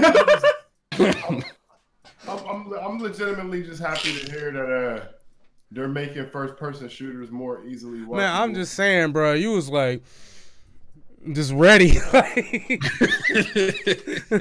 Nah. I was sitting here reading some shit. Oh, okay. That's my reading face. Your reading face is super serious. Like, don't say nothing wrong. But yeah, so all right, so Blizzard Esports is getting some updates. All right, so the Olympic Committee lays out expectations for esports inclusion. Ooh. Yeah, we are getting esports Sexy. Olympics. We're getting Olympic. Is it going to be separate? An international Olympic community finally laid down its expectations of esports if they're ever to be included in the Olympic Games. The IOC statements on Saturday doesn't diverge significantly from what earlier officials have said, namely that esports would need a worldwide governing federation for the IOC to work with, and the events should comport with the values of the Olympic movement. That means extensive Adderall testing. Yes, it does. Gotta have it, yes, baby. It does. You can have those fucking enhancements going on. Just like steroids. Yo, peace to my nigga Daphone from Pittsburgh, taking second in KOF at Canada Cup. Much love to the homie. Congratulations. Good job. Congratulations. But yeah, Adderall is basically an esports player's steroids, dog. Yeah, real talk. That's all it is. Real talk. What does he know? Man, why everybody want me? What? I ain't got nothing to rant on today, bro. You got, man. yo, real talk. Like, I think that the esports community should take their own initiative to create something that would stand as an Olympics for that type of competition. Ooh, I honestly don't believe that even as a hardcore gamer such as myself who loves to see video games taking those steps to legitimize themselves to the public at large. Mm-hmm. Right. So I don't believe that the Olympics should be involved with video I don't games. either. I don't either. Yeah, I totally agree with you on that. It should be something totally separate. But it should have like the same basis. It's not that it's not needed. It's the fact that at the end of the day, yo, we're playing video games, fam. Like being a fucking Olympian, that is a fucking like that's like up here, like, you know what I'm saying? That's how you're comparing. Yeah. To use. But we still in that same vein. We still have chess players who are Olympians. We still have poker players who are Olympians. But no, there ain't no poker in the fucking Olympics, B. But we still got chess players though, B. But chess and poker is two different things. Chess. But they're still mental games. Yeah, but still though. No. Like I was the first person to say, all right, niggas is hating on esports being on ESPN, but they've been playing poker and pool. Like I was the first nigga to be like, yeah, that's hypocritical as shit for you to hate on that and not say nothing about poker. But being a fucking Olympian, dog, being an Olympian, that is a sports player in general, my dude. If you're doing an esport or regular sport, you have to invest a lot of time, a lot of money, and do a lot of sacrifices for all these things. And for the Olympian level, I want to see somebody tear their ACL playing League of Legends, dog. That's all. Bro, somebody had a collapsed lung playing League of Legends. Somebody tendons playing League of Legends. You still have those same risks, but you don't have that risk of like physical contact. True, I give you that. I will give you all the physical contact and all that stuff on top. If the nigga collapsed his lung playing League of Legends, that's more him not taking care of himself rather than true. Look. All I'm saying is that most of these esports competitors are going to have carpal tunnel problems by age 30. Yep. Yeah. Real talk. If you look at so are people that work in an office typing fucking letters for a fucking legal office for fucking 8 hours a day, 40, 50 hours a week. But you're still working towards the end goal, and these people are following their passions in a sports type environment. But a sports type environment and playing an actual sport. Like it's playing a competitive game. Wait, hold on. I mean, you want to compare yourself to Usain Bolt? I don't think that fucking a video game is an Olympian fucking thing. Like you spending a person spending their time and their effort to become good at the craft that they're honing. Okay, it's not worth the same expertise as an Olympian. I'm gonna say this. Clay, I agree with you, but I don't agree with how you're saying it though. I'm not trying to invalidate, because me personally, I do believe in the time and effort that it takes to but what it sounds like you're saying is that it's not a sport unless you have a risk of getting seriously injured. No, I'm not saying that. I'm saying as far as it fucking being worthy of being judged by the International Olympic Committee, come on. Then take chess out the Olympics thing. That's all I'm saying. Take chess out the Olympics. I'm not even sure. Take chess out the Olympics because you cannot get hurt. I'm not even sure that chess is an official Olympic event because I'm checking right now. There are a lot of events in the Olympics that are like fucking events they just put on as exhibitions and promotional type shit. I'm not even sure that chess is a true Olympic event. Chess and bridge are among the 26 sports games that have applied for inclusion in 2020 Olympic Games in Tokyo. The initial, look, applied for inclusion. Wait. Chess is not recognized as a sport by the International Olympic Committee since June 1999. Since June 1999. But chess is not recognized as a sport by the International Olympic Committee. Right, correct on that. But there still is drug testing. There still is very tight rules on that. Because chess has an international governing body and has had one for a long time. True. That's how you verify who the grandmasters of chess are and fucking all that shit. That is true. They have their own thing. That's what I'm saying. Yeah. Chess So what you're saying is that esports just completely needs to be its own thing. Esports needs to create its own Olympics. That's fair. I agree. That's fair. That's totally fucking fair because you don't need to integrate into the actual Olympics. Just make your own. Right. And that's something they have been doing. They did that last year. Because by doing that, then you're seeking outside validation, which could kind of damage your cause. Here's what I feel like. If we're going to, if you validate yourself first and create that event and that perception around yourself. Here's what I feel like. You're not validating yourself. You're fucking telling people who disagree with the idea that you're actually right because like hey, I am valid, I am true. You're right. And did he fall asleep on us again? Nah, nigga, that's me. Nah. I'm trying to get y'all niggas to stop real quick. Y'all getting heated. but I'm saying the shit should start within and expand outward. Right. You're right. You're totally right. Saying? Like if esports creates its own Olympic style invitational type of thing and then grows that, then they can control it. I can see that happening. Wait, hold on, Cleveland. Let me get this out there. I'll wait. I can see that happening, and I can already picture how it's going to be. Because like instead of how you have Capcom Cup, you have Worlds, you have Worlds for League, you have Worlds for Dota, you have Evo, you have all of that, right?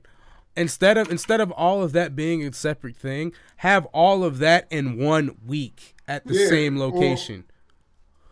But I'm gonna bring it back to the Olympic thing. Like Clay. Those things feed into like kind of like how they determine who qualifies for the track and field Olympic shit based on their performance in the World Championships and the North American this and the Pan. Let me pause you there. Be right back. Sorry. This has already been happened. This happened last year simultaneously with the Olympics we had. Not last year, the last time we had the Summer Olympics. This exactly happened in Brazil.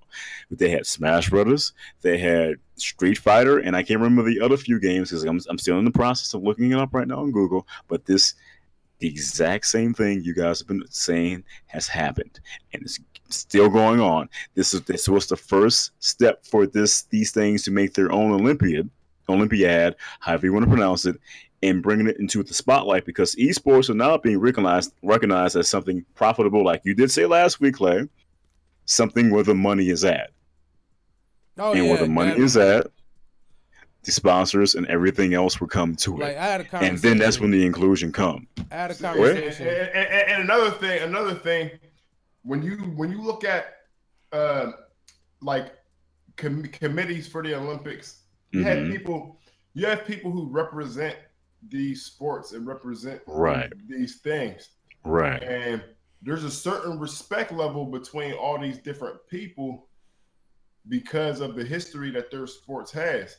Right. Like esports would have to fight a damn near unwinnable battle to validate itself amongst all of those things. Yeah, it's just a battle here in the Americas in the West. Over in the East, like Korea, there's esports superstars on the same level as fucking athletes. It's just the stigma behind that has to be changed. It's not necessarily the stigma, because it's like, look at how certain things that are valued in some cultures aren't valued as much as other cultures. That's just it. That's what I'm saying. No. But look though, whenever you have a group of people who are good at something, or a nice percentage of their population shows to be good at something, then of course that culture is going to try to validate that pursuit to other cultures. That doesn't necessarily mean that they necessarily view it on the same level, but they're like, well, shit, Wayne did this in the Olympics for years. Wayne did that in the Olympics for years. But you know what? We do got this. And if we could put that shit on the same playing field, then we could, you know what I mean? Like, yeah, I see the argument of that. What I'm going to say, very valid and very logical. But me personally, I think that handing over esports to the Olympics, because once you're in the Olympics, the IOC runs whatever. Like, that's true. They exert a certain amount of control over anything that is a part of their ultimate bottom line. Right, because they want total control of whatever you bring it into it, and they want their specific set of rules. Right. Esports needs to evaluate all those different segments of competitive gaming, just like the IOC and all those things evaluate all those different aspects of athletic competition, and bring them together under one banner and grow esports as a skill and as a pursuit. Instead of handing it over to a faceless governing body to do what they will. But they've already started, Clay. Because the IOC, at the end of the day, it's run by a bunch of old motherfuckers who don't understand the culture of gaming. Right. You know what I'm saying? And it needs to be run by some older, more responsible individuals that maybe understand the culture of gaming more. Create their own. Yeah, get Rick Fox on IOC. This is what's been going on though, Clay. Like I told you, like the last Olympics, they had something going on simultaneous with just sports. They do that shit. They do that shit at every Olympics. They have. But no. I give you that. But they've created a standard set of rules and a governing body for just esports simultaneously. But this is not connecting towards the Olympics. Let's take away the idea of that the esports going to the Olympics. That's not going to happen. It's never going to happen. Unless we get to like 2027 where we're doing VR bullshit, jumping off of walls in real time. Maybe, because you still have the body and mind together as one. But right now, it's not even necessarily that, because like they have archery and fucking marksmanship.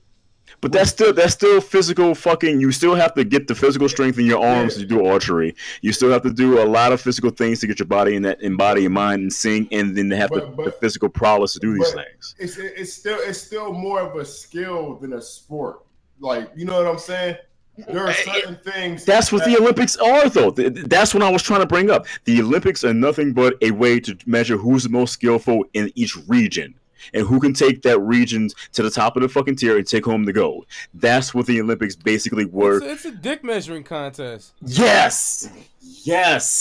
That's all it is. The United States wants to have the biggest dicks. The Korea wants to have the biggest dick. Every place on this goddamn planet wants to have the biggest dick, and this is what the Olympics is all about. My guys over in Africa can run faster than your guys over in Korea.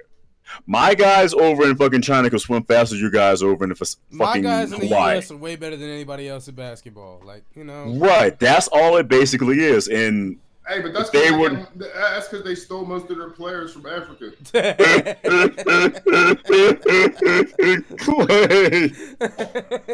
I mean, am I wrong? No, you're not wrong. You're wrong. They stole these motherfuckers through generations, dude. My fellow involuntary immigrants. Hey, hey. But anyway, back on track.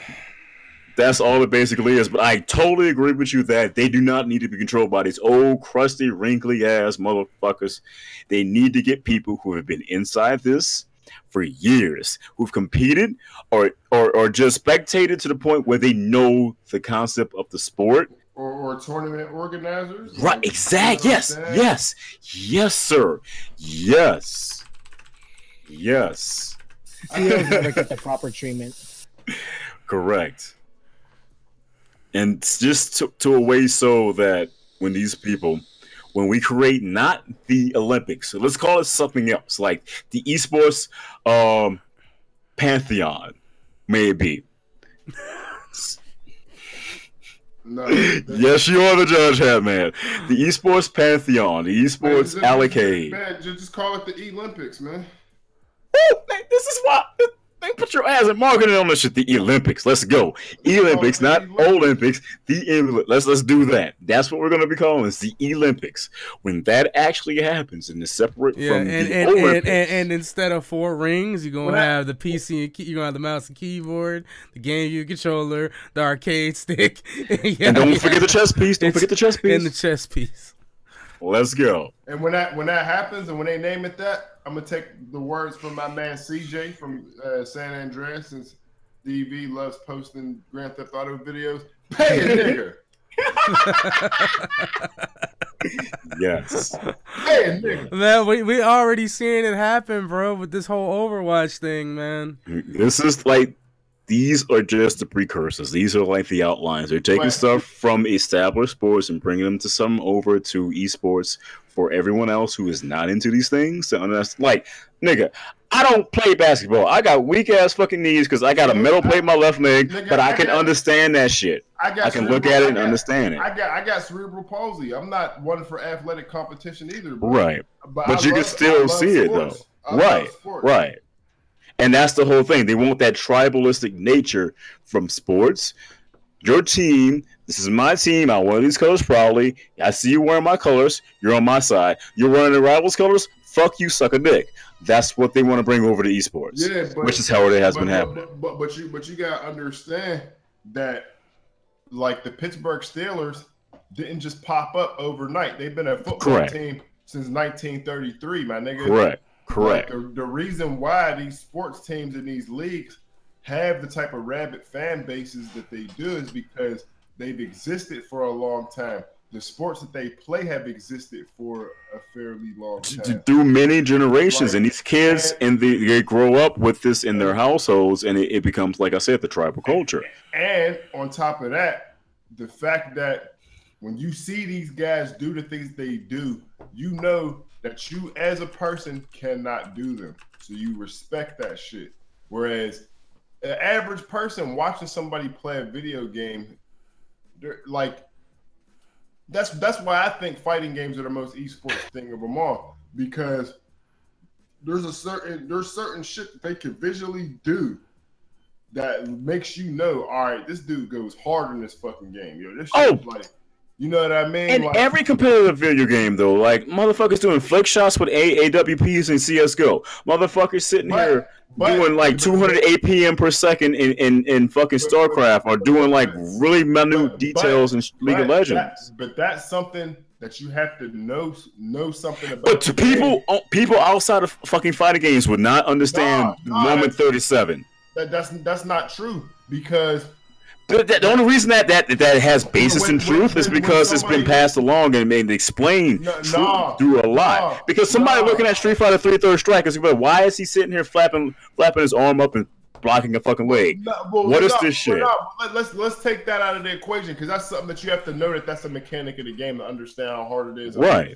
But when somebody sees somebody do a fucking combo, and when somebody sees somebody shoot a motherfucker, it's the same basis. Not really, because I think in a regular shooter, yes. If you know anything about fighting games at all, like to the extent that you know what who Ryu and Ken are, you may not know how to play the game, but if you see somebody do a 10-hit combo, then you're like, that shit stands out to somebody who just plays video games, period. Like, the only reason people would know who Ken and Ryu are because they're part of this generation now, and they have come from the last generation. So I'm going ahead and mute both of these guys real quick for the stream, and I'm going to get the other two lawyers in on this. Lionel, how do you feel about this whole topic? You know, I mean, I'm listening to the entire thing. Dude, I there's nothing I can say, dude. They pretty much touched on anything and everything I wanted to say. I'm at moot point with this. So okay, and Hardy, how do you feel? I got no. If they're setting guidelines, I got no problem with it. All right, Bailiff, are you happy now? Okay, the premier two lawyers, go ahead and get back on it. My closing argument. Please give us your closing statement. This is my closing argument. I agree with you on the whole basis that we don't need these crusty ass old motherfuckers controlling what we do and what we see as a sport in the electronic environment. Let that sit to the side. We just need something to show these people who are out here putting passion and time and effort in destroying their bodies in a competitive environment. Let them be shown in the higher echelon, walking around with a gold 24-karat gold medal that says, "I'm the best. My dick is the biggest." That's all I'm asking. Oh yeah, I'm not even asking for that same amount of respect because that's not going to happen right now. No, that's not going to happen. Not in my lifetime. Not my children's lifetime. It's not going to happen in any lifetime until probably like 4 or 5 more generations down the road, to a point where this electronic shit is being ingrained in our DNA and our culture, where it's normalized. Okay, is that your? That's it. Okay, Clay, your closing statement. My closing statement is esports should stop trying to be a part of these hallmarks that were created before this thing became a culture, and create things that reflect their own culture, and award and reward the people who are part of their culture from within their own culture. You're like, Justin Wong will never get the same amount of respect as Usain Bolt or Michael Johnson or fucking Marion Jones before she admitted she was on the juice or whatever. Like, you know what I mean? Like, you know what I mean? Like that's like he said, that's never gonna happen. I think that you see it happening a lot in esports, the fighting game community, namely. They built this shit. Esports built itself up, like, you know what I'm saying? And now that they're getting to the point where there is a cash in, it seems like they're in a big rush to hand it over to a bigger power who doesn't respect it in the same way that we do. Right. You know what I'm saying? And I think that the growth of the esports community and the growth of the validity of the competitions should grow from within and not be influenced by outside. Don't keep up with the Joneses. Just do you. If we keep doing us, then it'll grow as far as it's supposed to grow. And when it busts out, when the bottom busts out of it, the people who want to be here are still going to be here. It's not going to get it's not going to get abandoned like a lot of things get abandoned when you're dealing with corporations and secret societies that are already ingrained in how they're going to do business. Do it yourself, because we're the ones that make this shit turn. Like, and that's all I got. All right. So with those closing statements out the way, I got 2 points to make. One for Cleveland's closing statement. Okay. Smash players are getting arthritis at the age of 25, so I could completely agree with that. And that's you're done. That's because they're playing on shitty controllers. You're done, son. You're done. into Clay's point, until Adderall is seen as such a negative light as steroids, we don't need to be Olympics. Because as soon as you're found out for being on the juice, all your credibility is gone. Adderall don't got that yet. I got one thing to say on the Adderall tip. So I want to say a couple of years ago at a major CS:GO tournament, I think it was DreamHack Sweden, one of the top teams, 4 out of 5 players confessed confessed and tested positive that they were using Adderall. And the only reason they won that tournament because they were so juiced up on Adderall that they were just like robots twitching. Mm-hmm. And they wound up losing their spot in the whole grand finals for DreamHack. Gave away all their earnings for that. So we have some steps towards that because we still like but we're not there yet. We're not there. We're not all as a collective consciousness in the whole idea of esports because. What Clay was saying, we need somebody to, govern everything like this, a whole set of guidelines. And like you were saying, we need to have Adderall on the same schedule as steroids in the competitive environment until that happens. Not only, and I can attest to this because I've used Adderall before, and I can say that it not only gives you the energy to do what you need to do, it also gives you the focus. Yes, that's the key point. Like when I play fighting games and I had an Adderall, my footsie game is on point. Like I'm recognizing my mistakes as soon as I make them. Like, oh shit, I shouldn't have did that. Okay, I won't do it next time. And I don't do it next time because my brain is on focus. Like that shit. If we're trying to have an even playing field, if everybody's not on Adderall, then nobody needs to be on Adderall. That's just like nobody. If everybody's on steroids, then nobody needs to be on steroids. One or the other. Like I would love to see a video on this topic of a gamer playing a match without Adderall and then with Adderall and see how it changes. Right, like a good deep dive documentary like they did with the steroids. I would love to see that.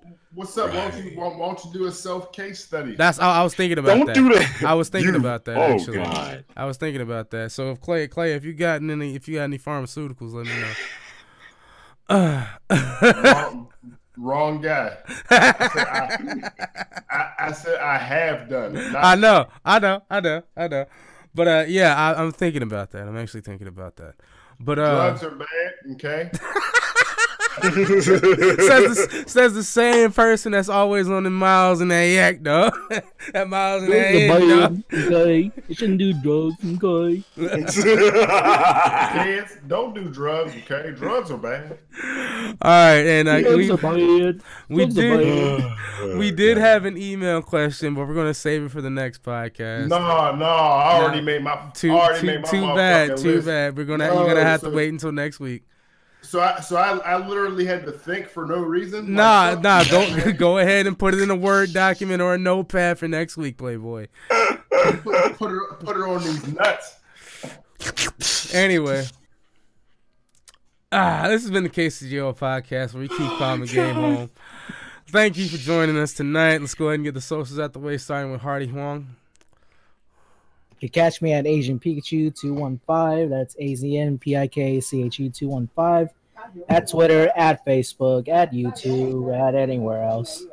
Episode 27, 2017. Lionel? You can go ahead and catch me at my website, dvmugen.theostlobby.net, where we do keep the backlog for the KCGO Podcast past episodes. It's going to be in the upper right-hand corner of the menu. You can also find me at twitter.com/observerdark. You can also find me on Twitch and YouTube under Dark Valentine 1984 and as the admin of the KCGO Podcast where we keep calm the game on. Clay? Hey, man, well, you can find me, as always, on the mouths and that yak. No, I'm just playing. KCGO on SoundCloud. KCGO on Facebook. Fighters Plus on Discord. Get at me. Cleveland? You can catch me at BLAZINTRE, all one word, on YouTube and various video game platforms from Xbox to PS4. Or you can, catch me on Twitch and Twitter on BLAZIN_TRE and Gained Gaming on Facebook. And catch y'all guys next week for episode number 28. Real talk. This man Cleveland be the one on the mouths and that yak. He always got a beer and some other alcoholic beverage every Sunday night. That is true. That is definitely true. He's on that Parmesan. Man, that was what the girl got me, dog. She was like, "You had a bad week. Here you go, honey." She said, "You need some mouths and some yak." Yes. We'll catch you guys next week. Same place, same time as always. Peace out, y'all.